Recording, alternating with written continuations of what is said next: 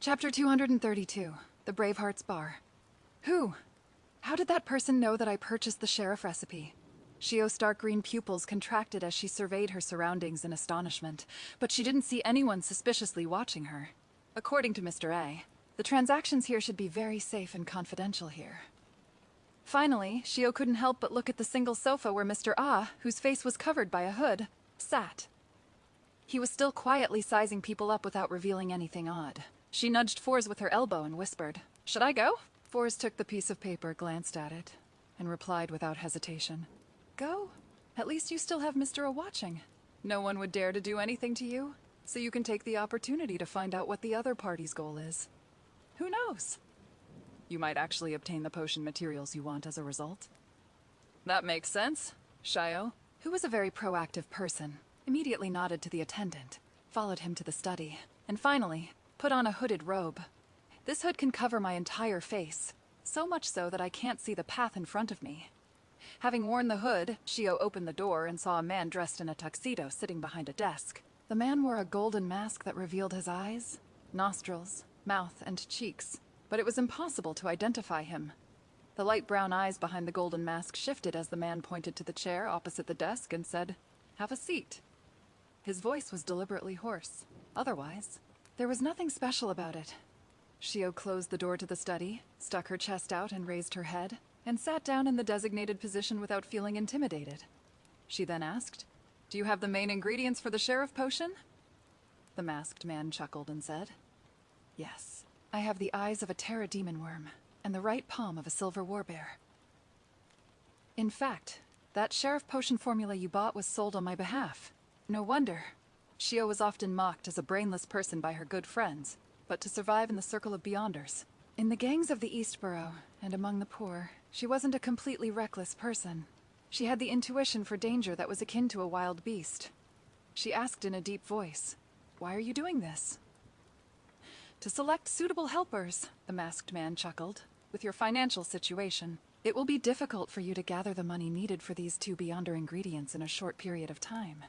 Of course, you can sell the formula at other Beyonder gatherings, but please, believe me, this will bring you unnecessary danger. Our circles might not overlap, but I am not the only person." Shio frowned and said, "Since you have such a massive organization and possess the formulas to the sheriff and arbiter potions, why do you need my help?" "There are certain matters we do not wish to deal with ourselves. There are many reasons, but there is no need for me to tell you that.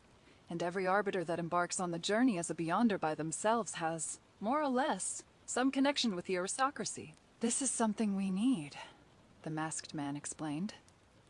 "Simply, it seems like he doesn't know about my origins, nor is he aware of my reputation in the East Borough." Shio relaxed a little. The masked man continued. "Just treat it as additional missions beyond the Beyonder gatherings. I will give you some missions, and pay you with the corresponding rewards. If you feel that it's dangerous, you can reject them. This is a fair and free trade. Once you save up enough money, you can purchase the ingredients from me." This, Shio, who was still struggling with her financial situation, suddenly had her heart stir. She continued acting reserved for 9 seconds before she said, "As long as I have the right to reject missions, I can consider it." "No problem." The masked man laughed. "We can agree on where and how we will meet in the future. To make you feel at ease, we will concede the right to decide the details to you." All right.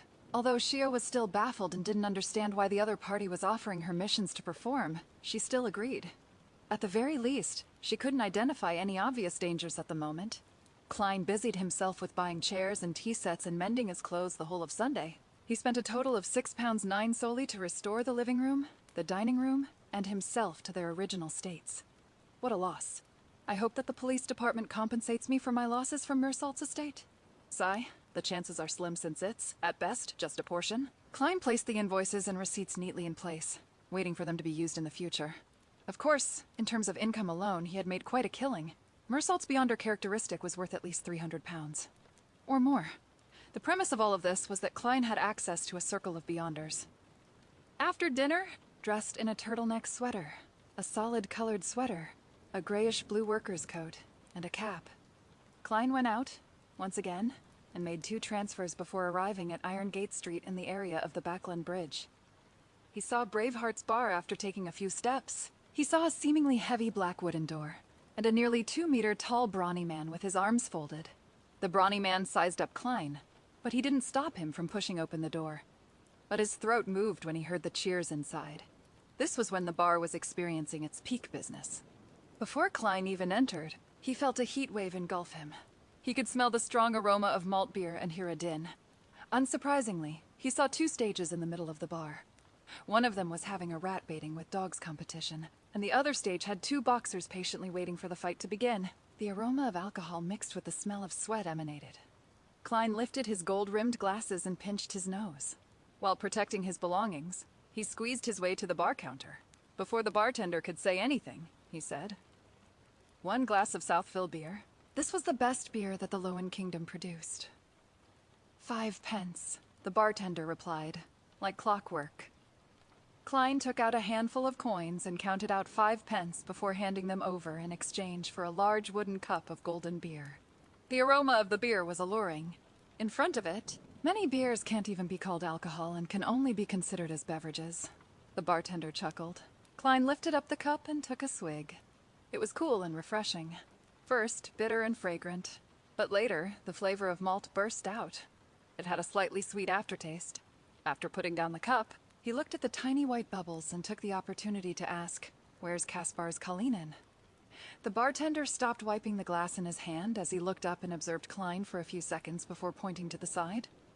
"Billiard room 3? In the spirit of not wasting anything." Klein carried the cup and walked to the 3rd billiard room. With just a light tap, he allowed the door to creak open. The 2 men inside stopped and looked towards the door.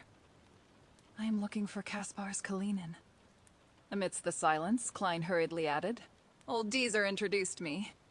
Upon hearing this, a 50-year-old man with a big nose and a linen shirt said in a deep voice, "Come in." He had a huge, twisted scar running from the corner of his right eye to the side of his mouth, and his nose was a typical brandy nose, one that almost completely read. Klein slowly walked in with the cup in his hand and saw that Kaspar's billiard opponent had put aside his cue stick like clockwork and left the room before closing the door behind him. Kaspar's Kalinin hobbled over and asked, "What do you want?" "A powerful custom revolver and 50 rounds. Klein took another sip of his Southville beer. 3 pounds 10 solely. Kaspar's gave the price. "This will definitely be more expensive than a regular weapons store. The price includes the risks I have to undertake. Deal?" Klein took 5 one-pound notes he prepared from his trouser pocket and counted them. Kaspar's checked for the note's authenticity before nodding. "You are more straightforward than you look. Give me 5 minutes." He put the notes on the billiard table, leaned against a crutch, and limped to the door. After watching Kaspar's leave, Klein glanced back at the currently trendy billiards and found it to be very similar to snooker on Earth. "It must be you, Emperor Zell." He nearly lost his composure and laughed while shaking his head. After a short wait, Kaspar's pushed the door open and entered, carrying a package wrapped in brown paper and 25 solely notes. Klein took the money and the item and opened it on the spot. His eyes caught the long, silvery barrel of a revolver. The grip seemed to be made of walnut wood. In addition to that, there were 50 glistening rounds neatly placed in the box. Klein tried the empty gun, loaded 5 rounds, stuffed the revolver into his armpit holster he bought some time back. Then he gathered up the remaining bullets and looked up at Kaspar's. He deliberated and asked, "If I wish to hire a good bodyguard, who should I look for?" "A very good one. The kind that exceeds human limitations." Kaspar's rubbed his red nose and his eyes turned cold. He carefully examined Klein for 2 minutes, using his silence to create a terrible sense of oppression. "I can make the query for you, but Therese no guarantee that someone will accept this mission." "He seems to know more than one beyonder."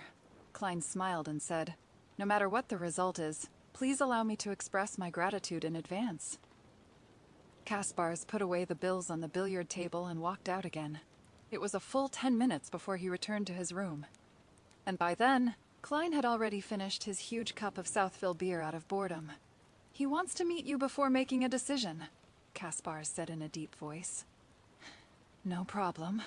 I would also determine the difficulty of the mission if it were me." Klein smiled and nodded. He followed behind Kaspar's, who hobbled past the crowded boxing ring and into the kitchen of the bar. Kaspar suddenly stopped and lightly knocked on a door. After gaining permission, he pushed it open and entered with Klein in tow. It was a card room where more than 10 people were playing Texas poker. A man wearing a black vest and a white shirt slowly stood up after seeing Kaspars and Klein enter the room. The others who were playing cards stopped in their tracks and didn't make a sound. With a single glance, Klein frowned indiscernibly. Apart from the man that had stood up, he noticed that all the other players had an indescribable sense of strangeness to them. Their faces were pale, and their eyes were like those of wild beasts. Tapping his left molar twice, Klein secretly activated his spirit vision. His muscles tensed up abruptly, and he almost couldn't control his expression because the auras of those players were dark black. That meant that, apart from the man who stood up, the 10+ people playing cards were all dead. No, they weren't just dead. As the dead had no aura colors, these were all zombies. The feeling of rotting came over him, and the man in the white shirt and black vest walked in front of Klein. His face was equally pale, and there seemed to be deep malice in his eyes.